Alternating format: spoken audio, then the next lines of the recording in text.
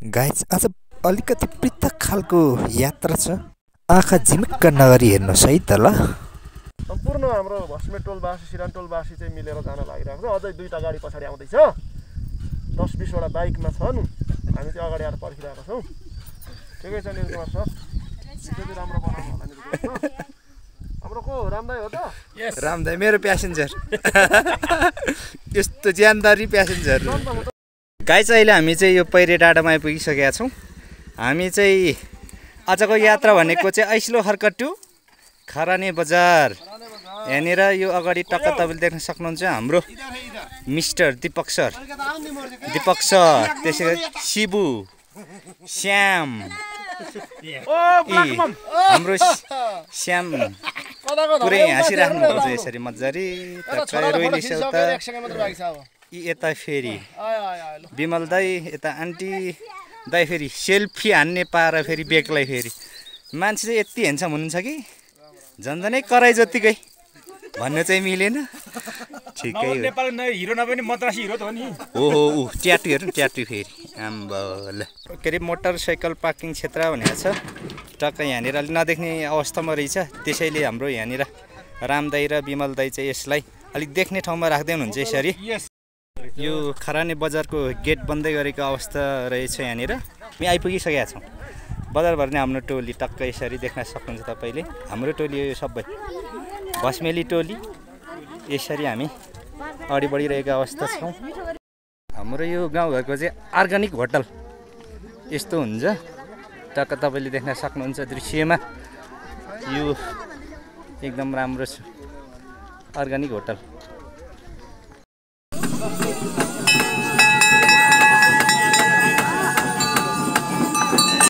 रामदाई दर्शन गर्नको लागि अगाडि बढिराख्नु भएको छ। तपाईँले यहाँनिर टक्कसँगले देख्न सक्नुहुन्छ।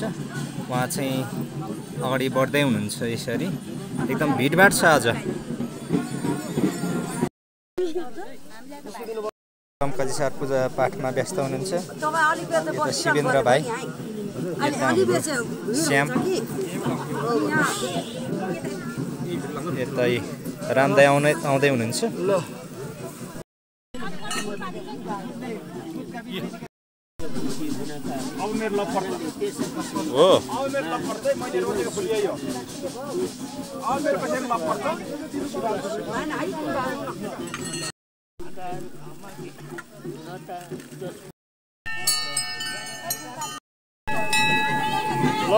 हाम्रो निलकुमार सर अरूको भिडियो बनाउँदै झन्डै छुट्नु भएको होइन। अब हाम्रो यो जलदेवी आज पञ्चमीको दिन पारेर पूजा गर्न आउनुभएको छ। भित्र यसो दर्शनमा जानुहोस् ल। निलकुमार सर अरूको भिडियो मात्रै खिचेर नबस्नुहोस्, आफ्नो पनि ख्याल गर्नुहोस्। अरूको राम्रो गर्दा गर्दै आफ्नो सकिसकेको थाहा नपाउने मान्छे नगर्नुहोस्। तर पनि हाम्रो भलाइ नै भएको छ, त्यस्तो साह्रै राम्रो भएको छैन। राम्रो छ, प्रगति छ। अब एउटा अब देउली ल्याउनु मात्रै बाँकी छ होइन। देउली ल्याउनु बाँकी छ। अरूको भिडियो मात्रै खिचेर आफूलाई नदेखाएर पछि नपर्नुहोस् होइन। आफ्नो भिडियो पनि देखाउनुहोस् अनि मात्रै अगाडि बढ्नुहुन्छ ल। यति ह्यान्डसम मान्छे जहिले लुकेर अरूको भिडियो देखाउँदै आएको छैन। ल हेर्नुहोस् दर्शक यस्तो हुन्छ है टक्कसँगले।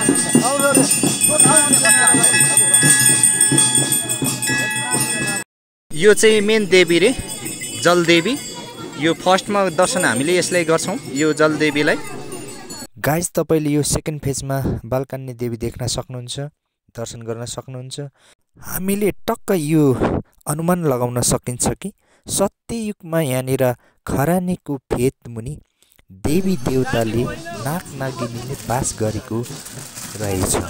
हेर्नुहोस् त कस्तो मजाले यो रुखको फेदमा आफ्नो वासस्थान बनाएर बसेको रहेछ। सबै देवी देवताहरू खरानीको फेदमा मात्रै देखिन्छ। यहाँनिर सिद्धा देवी पनि त्यो सत्ययुगमा यसरी खरानीको फेदमा ढुङ्गाको ओत लागेर यसरी गुफा जस्तो बनाएर यसरी बास बसेको रहेछ। हामीले सिधै यसरी अनुमान लगाउन सक्छौँ। हेर्नुहोस् त गाइज, साँच्चै यो खरानीको फेदमा टक्कसँगले कस्तो मजाले बसेको रहेछ है त्यो सतयुगमा। Wow, Kalinag Devi. Each and every god and goodness चाहिँ यसरी रुखको फेदमा बास गरेको रहेछ।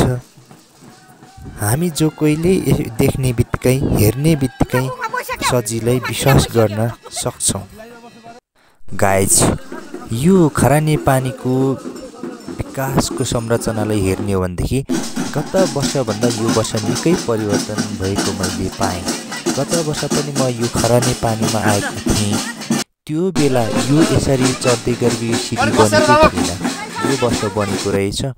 यो खरानी बजारलाई, देवस्थानलाई मजाले यो मन्दिरलाई घुम्नका लागि बाटो बनाइदिएको रहेछ। यो वर्षभन्दा अगाडि यसरी बनाएको थिएन र यसरी घुम्ने गोरेटो बाटो थिएन। अझै यो ठाउँमा विकास गर्नुपर्ने धेरै देखिन्छ। आई थिङ्क यो बजार व्यवस्थापन समितिले त्यो कार्यहरू तीव्र रूपमा अगाडि बढाइरहेको जस्तो पनि देखिन्छ। वेल गाइस, मलाई यो आशा पनि छ कि अर्को वर्ष आउँदाखेरि यो ठाउँ केही न केही परिवर्तन हुने नै छ र समयअनुसार परिवर्तन पनि हुनुपर्छ भन्ने हो। गाइस, घुम्दै जाँदाखेरि यो बजारमा धेरै साथीहरू भेट्ने अवसर पनि पाएको थिएँ। हामी चाहिँ पेसागत हिसाबले सिक्सेक पर्यौँ, तर यो साइडमा हामीले यसरी के भन्ने सोसियल मिडियामा पनि कहिलेकाहीँ हामी प्लग जोड्ने काम गर्छौँ। प्लग जोड्ने यो चाहिँ हामी युट्युबर चाहिँ नभनौँ, हामी ब्लगर पनि नभनौँ, हामी चाहिँ प्लगर सानो सानो कुराहरू जोड्ने, यसो घरिघरि देखाउने। ल, तपाईँहरू हेरिदिनु होला, हाम्रो निरकुमार सरको एकदम नयाँ च्यानल छ, मजाले सब्सक्राइब गरिदिनु होला। Very good, thank you very much sir.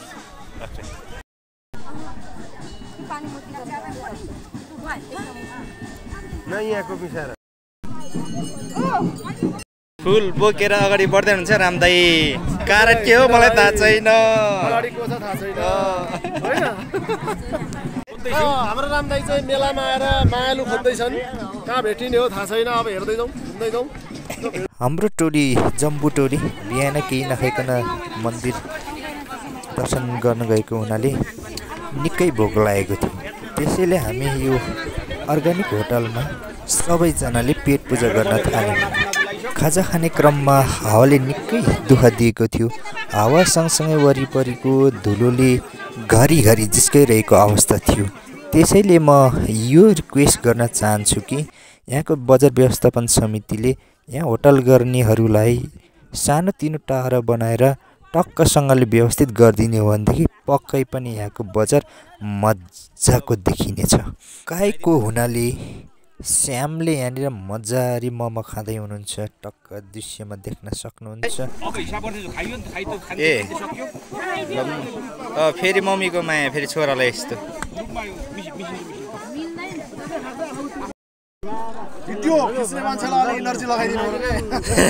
अलिक राम्रो खिच्छ कि भनेर ब्याङ्कर चाहिँ यता हो।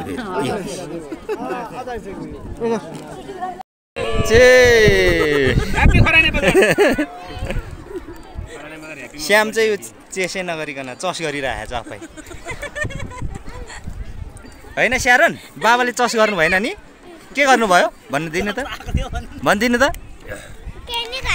ओहो ल, सितुले फेरि ल के हो, रेड बुल हो। अस्ति रोइली सरले के भनिरे, निरकुमार सरले बियर पिउनु भयो रे, एक्स टिमलाई बियर।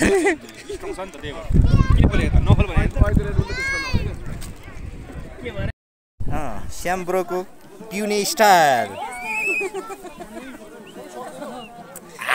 फेरि मुखेर मुख। यो मिठो भएको हो नमिठो भएको हो, के भएको यो तितो। रामकति सरलाई अलिक मिठो भयो जस्तो लाग्यो श्यामलाई भन्दा चाहिँ। अलिक पिउँदाखेरि अलिक मुस्कान छ। श्यामको त पुरै आँखा अनुहार सबै बिग्रियो, के गरेर यस्तो भएको कुन।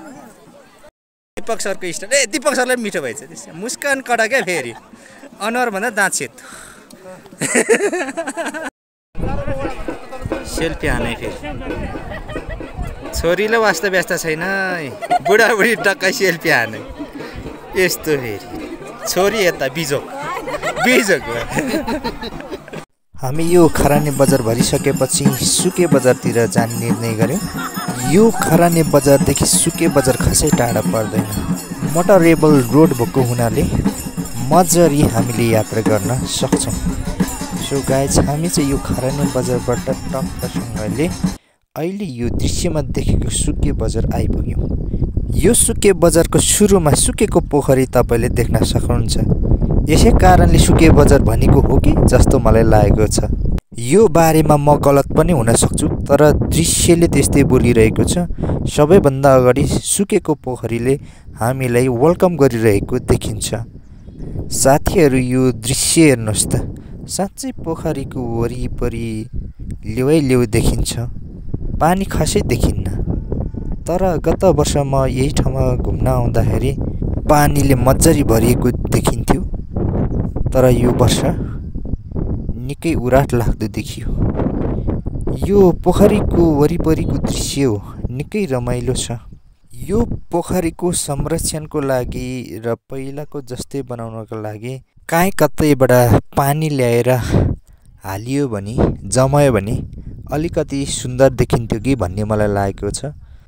किनकि म एउटा छिमेकी जिल्लाको शुभचिन्तक भिजिटर भएको हुनाले कतै कतै मनमा खल्लो पनि लाग्दो रहेछ।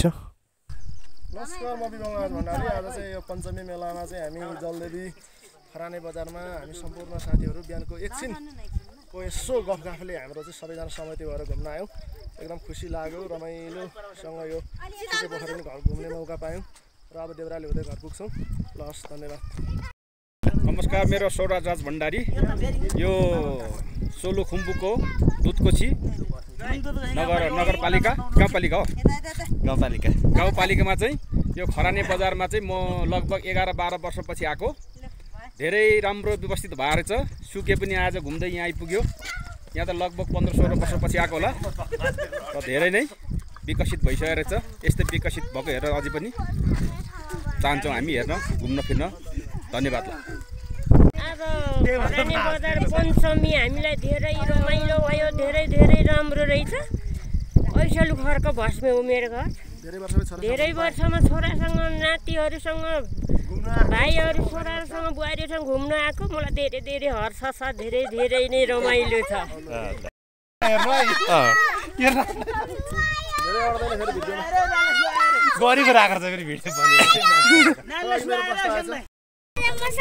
सिधा घुम्न आएको छु, रमाइलो भयो। अहिले चाहिँ म सुके पोखरीमा छु।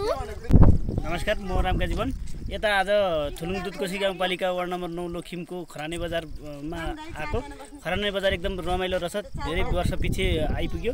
यता हुँदै त्यहाँ सकेर पनि यता सुके बजार आइएको छ। अब लगातार ऐसेलका गाउँपालिका बाकाचोल 2 मा पनि त्यहाँ झ्याक्डेवास पनि जाने प्रोग्राम भइरहेछ हाम्रो। आज एकदम घुम्ने प्रोग्राम भइरहेछ, एकदम रमाइलो। हामी निरकुमार सर, म, विमल दाई, श्याम दाई, राम दाई सबैजना भएर हामी एकदम रमाइलो तरिकाले डुलिरहेछौँ। हामी 12-15 जना छौँ। साथीहरू यो सुके पोखरीको साइडबाट यस्तो मजाको दृश्य पनि हामीले अवलोकन गर्न सक्छौँ। मौसम सफा हुँदाखेरि यहाँबाट विभिन्न हिमालहरूको अवलोकन पनि हामीले गर्न सकिन्छ। सुके बजारमा होटलतिर छिरेर एकछिन पेट पूजा गरौँ भन्नेतिर लाग्यो। त्यसैले म चाहिँ यहाँनिर चियाको चुस्की लिँदै गरेको तपाईँले देख्न सक्नुहुन्छ। यो दृश्यमा देखेको होटलमा पेट पूजा गरेर हामी चाहिँ फेरि यहाँबाट देउराली जाने निर्णय गऱ्यौँ। यहाँबाट हामी टक्कसँगले देउराली जानका लागि अगाडि बढ्यौँ र सुके पोखरीको यहाँनिर स्तूप तपाईँले देख्न सक्नुहुन्छ। मास्तिर साइडमा डिलमा निकै रमाइलो दृश्य छ। यो सुकेलाई बाई गर्दै यहाँनिर रामदाई मजारी आफै गीत गाउँदै आफै नाच्दै हुनुहुन्छ। यहाँनिर तपाईँले देख्न सक्नुहुन्छ।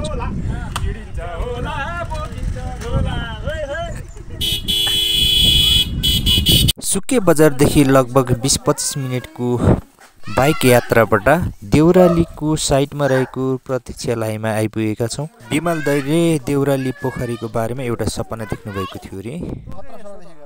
कस्तो? यहाँ चाहिँ 6वटा टाउको नाक चाहिँ नराम्रै त्यसरी ठडिएको, अनि यताबाट घामले चाहिँ टक्क प्रकाश यसरी हालेको सपना देखेँ क्या मैले।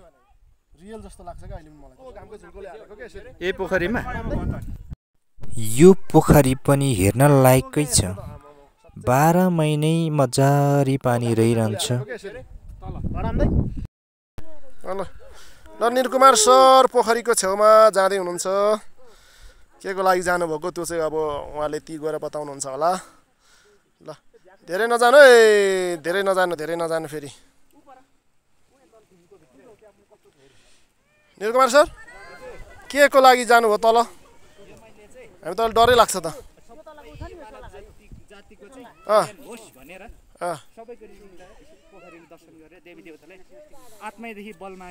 बल मागोस् कसैले लोभ पाप नगरोस् होइन मरिलानु केही छैन भन्नुभएको ल ठिक छ ल ल ल यो देउराली डाँडाबाट मौसम सफा हुँदाखेरि मजाले दृश्यहरू अवलोकन गर्न कोही कसैले छेक्न सकिँदैन त्यसैले guys don't forget to visit this place भन्दै यो भिडियो अन्तिमसम्म हेर्नुभएकोमा तपाईहरूलाई हृदयदेखि नै हार्दिक धन्यवाद व्यक्त गर्दै फेरि पनि लाइक सब्सक्राइब सेयर गरिदिन हुन विनम्र अनुरोधका साथ म निरकुमार तामाङ पनि बिदा हुन चाहन्छु हस्त नमस्ते।